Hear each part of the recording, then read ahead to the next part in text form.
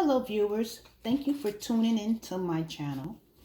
Here I have a completed cemetery heart floral wreath, which is completed with artificial purple carnations.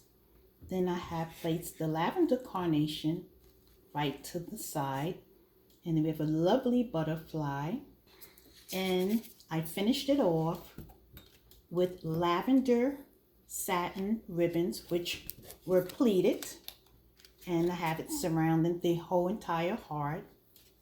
And then on the back you can see it was created onto a heart-shaped styrofoam, and we have the wooden stake and 2 wood blocks on the back for support. Once again, thank you for tuning into my channel, and don't forget to hit the subscribe button where you see new items that I've created for you viewers. Once again, thank you.